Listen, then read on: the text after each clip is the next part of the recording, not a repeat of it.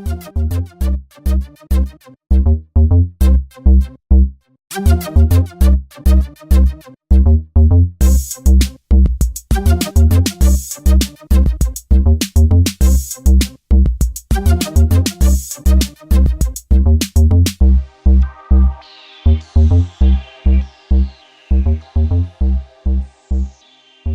have something really rare we're going to show you today. We're not actually going to show you as a how-to, but we're going to show you what was done and something you're likely to have never seen. In fact, it's the only one I've ever seen in person, and I've collected Grahams for over 20 years. So let's start by looking at the 1939 Graham Brochure that was put out by the company. This one's very, very fragile because it's so old. And we're not going to go through the whole brochure. We're just going to look at something on the back because it's going to be the subject of what we're going to show you. Right here, in this particular picture, one right here, this is a Graham Philco radio. It's a 7-tube radio, and you'll notice the assembly is for the controls are mounted directly below the dash in the center. Right here in this area is where the radio speaker is mounted behind the dash. That's why it's louvered, not only for design, but for the speaker to sit there. This particular radio, I have never seen another one of, but we actually have one here that we've restored, and we're going to show it to you. So we'll go on to that and let you see what it looks like. All right, so here you actually have the radio, and this is the control head that you saw in the Graham Brochure, which mounts directly below the center of the instrument panel. The Graham radio is known as a Graham model 1628. You'll see here on the end we have a plate that tells you what it is. And it says Graham Philco because obviously it's a Philco radio. Now that plate on the end we had to redo because the original one was shot. That was done by using our AutoCAD system to draw all the artwork, and then we laser cut all of the paint away from a piece of aluminum to make a replication of the label that actually is on the radio. Now the interesting thing about this radio is it was also available as a Studebaker, except of course it would say Studebaker and it actually has a different number, and in a little bit we'll tell you what the Studebaker number was, because what we had to do in order to restore the radio is we had to take the radio we got out of a two-door sedan that was incredibly rusty, and I mean incredibly rusty, off of Long Island, and combine it with a Studebaker radio to come up with enough parts to do one radio. The Studebaker did not have the correct badging, and it also didn't have all the parts for the end or any of the control head. We had a complete Graham radio and complete control head, but the Graham radios we'll show you was in incredible shape, although it provided a lot of parts for this. The entire control head side of this is made from Graham parts or replicated parts so that we could come up with the complete Graham Philco radio. So now what we're going to do is tell you a little bit more about what's going on with the radio. The control head for this radio is fairly complicated for back then. This control on the end, this push button, changes your tone range. There's a low, medium, and high setting right here operated with this control. The center section is actually your tuning and your on-off volume, and the section over here on the left is actually a 5 preset system plus a dial, which means you have 6 positions over here that you can operate. So this radio came with programmable presets back in 1939. So now we're going to do a little bit and take it apart and show you some of the insides of the radio. Now I've taken off the cover off of the dial area. This particular cover had to be made up because it was completely shot. And so this is a handmade one. Actually, this one is made out of brass, little dimples, and it snaps on and off just like it's supposed to. It has snap locations here, here, here, and here. And as I said, the one that was here was gone. It was obviously steel, completely rusted, but brass made an easier solution for the replacement. You'll see there are 2 control rods in here. The control rod on this side, right here, had to be completely remade so that we could mate to a cable. It is utilizing the actual C-clip that was in here and the actual gears that were in this particular box. The entire box had to be sandblasted with our miniature sandblaster. Everything totally cleaned up. Here you have the drive mechanism. You can see the various gears driving your tuning dial. We had the dial material, but it was so shot and warped that all we could do is tell what the dial should say. So what was done here is there are actually 3 layers of plastic. The first layer is painted with Philco antique white, which gives you the off-white color that it was for the numbers. The second layer is painted with black, which is a semi-flat black, and the third layer is clear. But what's really important about it is each of the 3 layers has slots cut in it so it would actually mount on the original drum here, because this is slotted all the way around to hold the film in place, and then the middle layer has the numbers actually cut out. Now when you look at it, you can't tell that, but that's all been done on a laser that we have here, where we did the artwork on the AutoCAD, and then we laser cut the plastic parts and put them on here and glued only the joint with super glue. So that's how that was remade. You could come up with another way to remake it, but that was the way we could do it because we had the technology to do that. This particular piece originally was 1 piece of film when Philco made it. We made it out of 3. Now what else we've got in here is we restored the light socket, but you can see we're using a light emitting diode. Don't want to have to change this once it's mounted in the car. Alright, on this side we had to make a new mating section. The reason we had to do that is because the potentiometer, which is located in this little box, was working on the radio, but it had a dead spot, probably about in the area where it was used all the time. So a new potentiometer was put in here, which we had to mate up with the shaft because the end of the potentiometer was slightly shorter than the one made in the 1930s. So we made a mating system in here to make that work. This little box you're looking at actually was made of steel originally. The back piece is an original piece. The outside had to be reformed. That's made out of brass in order that we would actually have the parts necessary. Now up front, finishing our tuning area, we had to make brand new ferrules, which were made of brass, and then we chrome plated them here. We also had to make new knobs. And these particular knobs are made with a mold off of another Graham radio we have, but it's not this model, but it's the same year, and we made a little rubber mold and made up our knobs for it. The end knobs here in the next area, we also had to make those, and unfortunately we didn't have an actual knob, but we did have a knob from 1 year later on a Philco radio that we were able to replicate by making a pattern that matched it, and we made those also in a little rubber mold. So we'd have those for the N2 functions. Now what we're going to do is put this back on, close that section up. As I said, that just snaps on. And now we're going to see, I'm going to have to have a little smaller screwdriver for this step. We're going to open up the tone control and show you what's in there, because things aren't quite what people would think they probably would be. In the top here, again, we have restored the original socket, and we have put a light emitting diode. These sockets were totally cleaned utilizing muriatic acid, and then they were plated with an Eastwood tin zinc plating system. You cannot clean this part in muriatic acid because that is a zinc die casting, this particular housing is. But of course you can clean your little light socket by itself. All the wiring is obviously new. When you look at the inside of the tone control, you have a hexagonal box here. The original hexagonal box was made out of some sort of plastic, and they were completely shot, so we obviously didn't use them. We designed a series of laser cuttings, both for the actual box structure and for the film around it to have the various correct letters on our AutoCAD system, and laser cut them here. And this particular unit mounts on a post in there, and when you press the button, it activates a little ratchet system, and it flips it. One step each time, so you can flip it around. The reason they had the tone control back then, I gotta press it all the way in, there I did.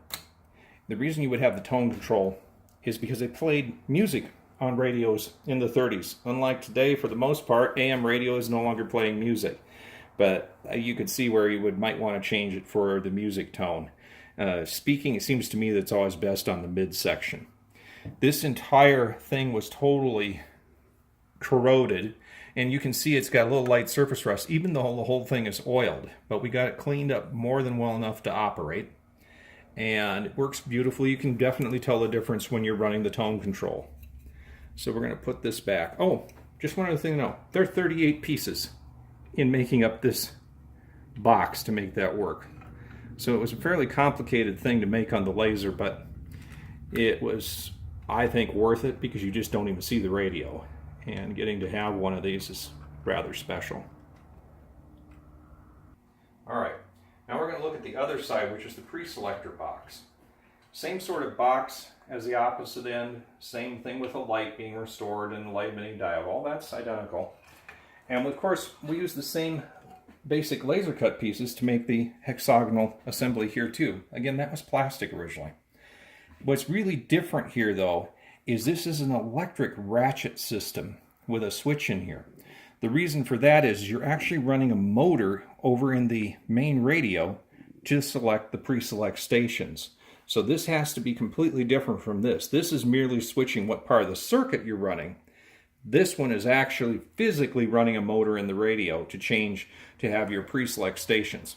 And when you would have purchased this vehicle, your stations in your town would have been tuned by the Graham dealer, or at least you would be sent over to a Philco dealer to certainly tune it. So your stations would be on the sides here that fit the stations in your area, whoever originally bought the car.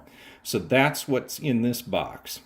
And as I said, same assembly as over here, except it's got 5 pre-selects and 1 position, which is currently set for dial, which means that your normal dial tuning here operates.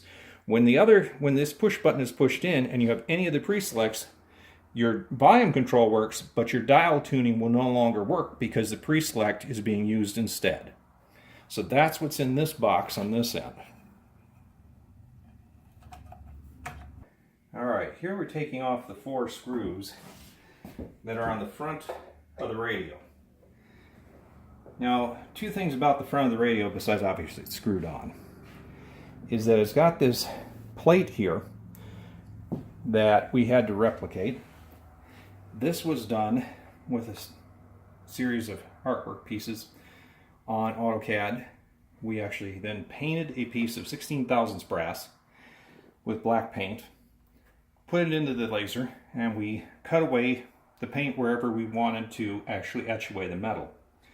Once we had that finished, we then took it over here, and that's right next door to where we are, and we put it in our benchtop etcher.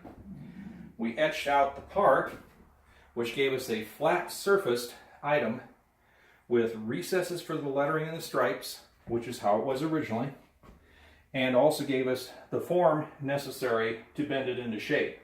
So that was done with the etcher. Over here, back to the part, this was then bent into shape, the corners soldered, it was plated with the Eastwood tin zinc plating system, and then it was painted the colors it was supposed to be to properly replicate the label. So I'm going to tip the radio up just a bit because I got to get the bottom screw here. And each one of these screws was plated so that we could remove them and have them be kept nice. Now, these radio covers are a little fun to take on and off because they fit quite tightly. You can see that the label, this is exactly how it was positioned and fastened on here. You can also see we had to replicate our top label here. It was too worn out. Gives the information and where the tubes, etc. are. That was just done on a laser printer to replicate it. You can see the original patent information, and your pre-select information is here. This little door is removable so that they could tune your pre-selects without taking the cover off, because if you have the cover off, you may have a different reading on where you're setting your stations than if the cover is on. So we're going to set the cover aside for a minute. Now we're going to look at what's inside the radio. Obviously, we have all our tubes, etc. in here, but here are some interesting things. This particular setup in the radio shows you, one, this is your normal hand tuning cable. All this had to be remade because it was shot on the original radio. So that would go from here over to here, and that's where you hand tune the radio.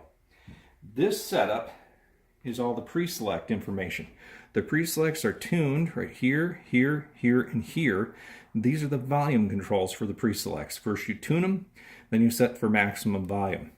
Right here, this switch assembly is actually motor driven by the motor on the opposite side, the back side of the radio, which we'll show you eventually here. And that is what is run by the pre-selector switch here. Runs the motor, changes the position of this switch, and chooses one of the 5 pre-selects or returns it to your hand dial tuning. On the end of the radio, while we're looking at this particular plug, which had to be replicated, is the plug that controls the circuitry coming from your first button over here that changes your tone. So this is your tone circuitry plug. This particular plug right here is all of your main wiring. That's your main wiring plug. This particular plug, which had to be completely replicated, this would go to your speaker. So this is our speaker hookup that we've got here. The original speaker wasn't any good. This is the modern Kenwood speaker that we're actually hooking to this radio. It works fine. Probably sounds better than original. Here is your power coming to the radio. Again, we had to make this half of the plug. We had this half. Obviously the wiring is replaced as new. The incoming power into the radio goes to the control head box and actually has a fuse, and we had to restore the fuse setup, but we had that also. So that's this side of the radio and what's going on this end of the radio. So we're going to put the cover back on and we're going to get this all turned around for you. Okay, now what we're doing here is taking off the back side of the radio. Same process as doing the front. There are 4 screw bolts that have to come out of here. We'll get them out and then we'll carefully remove the back. Come on, there we go. Now one other thing while we've got it this way. We're looking at the back of the radio. This portion of the radio mounts against the firewall above the steering column in the car. These are the actual mounts. And what is used is kind of a straight piece of metal with a bolt coming out of it. And it is a special part that they made. Not too hard to replicate, but that's what we were going to have to replicate in this case because we didn't have a set of them. Now, we're going to try to get this off, and this is going to be a lot tighter than the other one. Now you'll notice that the whole thing has a wrinkled finish. That's exactly correct. They have wrinkle finish in the first place. And this is a wrinkle paint that we were able to pick up of all places at O'Reilly Auto Parts locally, and it works just fine. You can follow the instructions and gives you a nice wrinkle finish like original. Alright, got it off. Now, what's important in the back of the radio is what had to be done to actually restore the radio. Of course, we worked on the electric motor that runs the pre-select tuning. That's actually located here. This is a ratchet motor utilizing right here a solenoid. So the solenoid pulls in, moves the ratchet, changes the switch, which is on the opposite side now that we showed you earlier. That's what's right here. You can see throughout here bottoms of tubes, tube sockets, old resistors, etc. But you'll also see brand new throughout it here, here, here, here, here, here, here, and here, new capacitors. These capacitors are what called by people orange caps. The reason they're in here as new is because these would have been paper and wax capacitors originally, and by this time in day and age, they're shot. And everybody that does radios online is going to tell you replace them because they're bad. They don't test out right, and you can watch other people's videos that show you that they may test okay at low voltage, but at the high voltages you get in certain spots they don't work right, and your radio is not going to work. So every one of them was red, the original ones, and we put in new orange caps to replace them, replacing them one at a time. We did replace the resistors right here, so there's one resistor replaced right here. We used 4 resistors, which added up to the correct value. That's what's been done here. So between the resistors and the various capacitors, we improved things quite a bit. However, we found out that one of our tubes, our 6A7 tube in here, was not good. was making a very strange tone. Even though it would test out in our tube tester as well, it wasn't actually well. It made a strange tone until it warmed up. And depending on the time it was warming up, sometimes it would be fast, sometimes it'd take a long time, and you didn't want that horrible tone, so we took out the 6A7 tube and changed it. The other thing that was done is, in playing around with this, we found out that the original socket, which was here for the vibrator, if you wiggled your vibrator in it, it caused a really scratchy sound. The socket itself was shot. So the socket was drilled out, and we have a brand new socket we put in here that we got from Vintage Radio Supply in Tempe, Arizona, and put that in. The other thing that's in here is, originally this is a 6-volt positive ground radio. We have switched it to a 6-volt negative ground radio setup by using a modern solid-state vibrator, because the old vibrators from way back in the 30s are well used and tend not to hold up anymore or not work at all. So we have a new modern vibrator in here. Now, we could have put a positive ground vibrator in it, but we didn't. We have a negative ground vibrator because I'm running my grams on 12 volt negative ground when I'm done. And you notice I said I'm using 6 volts here because the radio is 6 volts. So we'll drop the voltage to it. But the fact is I've got all the grams wired up that way. It's just easier if you ever need a jump or whatever. It's just set up that way. And so that's the way I'm doing them. You don't have to do them that way, but that's what I do. So between changing that socket, those resistors, these caps, and the 6A7 tube, we have a radio that works. And I suppose everybody'd love it if we're going to play it right now, but I actually don't have the power supply up where we are. So we're not going to play it for you. And all you'd hear is speaking, because the stuff found on almost all AM stations is just going to be talk radio nowadays. So you're not going to hear a bunch of music from the radio. But nonetheless, that's what's been done on the bottom. And everything here works absolutely perfectly. Now, one other thing that we've got is, this is our antenna connection on the end, right there. And we had to obviously refinish the outside. But the antenna connection was fine on the inside. And what we've got that we'll show you is what we use for a bench antenna. Obviously not what we're using in a car, but this is the bench antenna we built, which is a 100-foot loop antenna that we put together with laser cuttings, the tuner that came out of the actual Graham radio, and here's our plug-in where we would plug it right into our antenna there, and we would use this as a radio antenna when we're actually using it on the bench. That gives you a little tour of the Graham model 1628 radio, G1628 radio, and what we kind of did to restore it. And the other thing that's going to be shown to you in the video is what the Graham radio kind of looked like that we started with. Remember, of course, we have combined a Studebaker radio with a bunch of Graham parts, because the Studebaker radio is the same, and the Studebaker radio had none of the controls. So this whole side is all from the Graham radio, and a bunch of stuff in here, believe it or not, is actually from the Graham radio in order to make this possible. So it took 2 radios in order to put this together. And in a moment we'll show you the Graham stuff we started with, and we'll show you the Studebaker equivalent number that goes with this radio. All right, what we have here that you're seeing is what the original Graham radio itself looked like. Now you got to remember, the control head was in rough shape and we were able to totally restore that. But these are various parts. Like, here's your antenna connection, how rough it was after having been on Long Island. Or here is your back of the radio right there.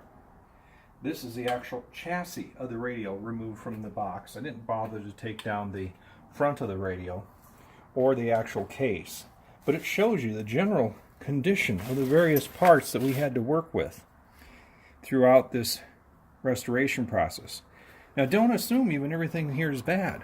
If you really needed it, a lot of this stuff could actually be restored. And you have right here, there's that switch. You can see it better. That's in the other radio that deals with your pre-selects. And on the bottom here is where the motor would have been, and that's currently removed from the radio. But that shows you how bad it really was.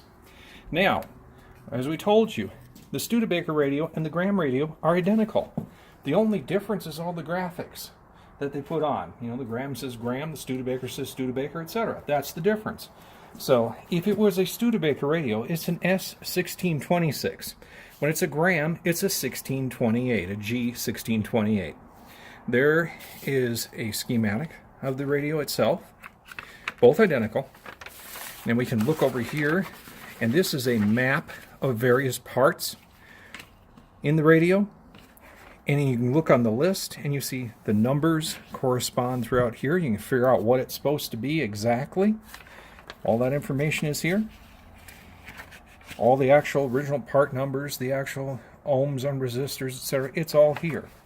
Now, if you look here, it tells you the parts on the opposite side of the radio. So we looked at the back side, where all the soldering of the little parts is.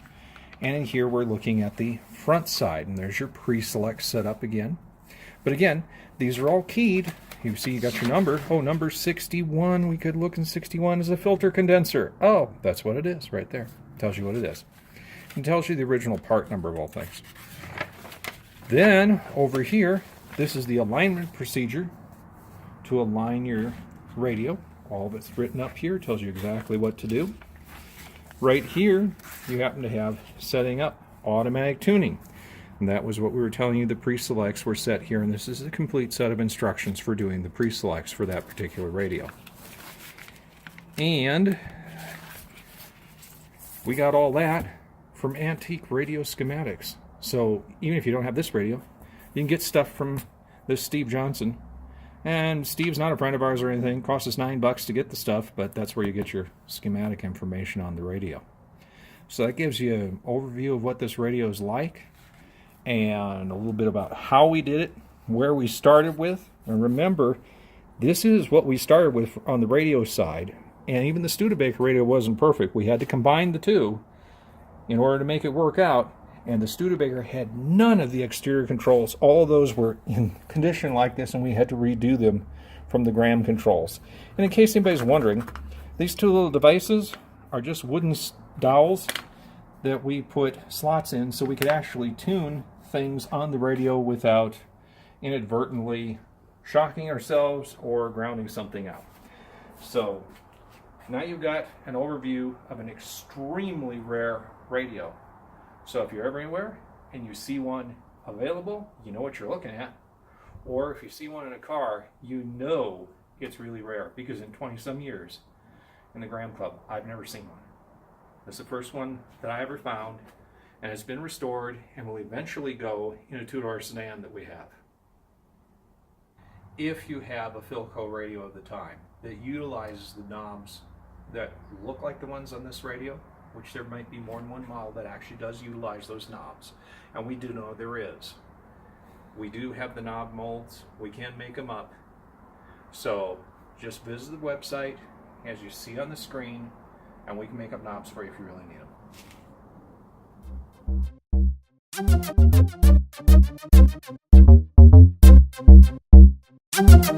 them.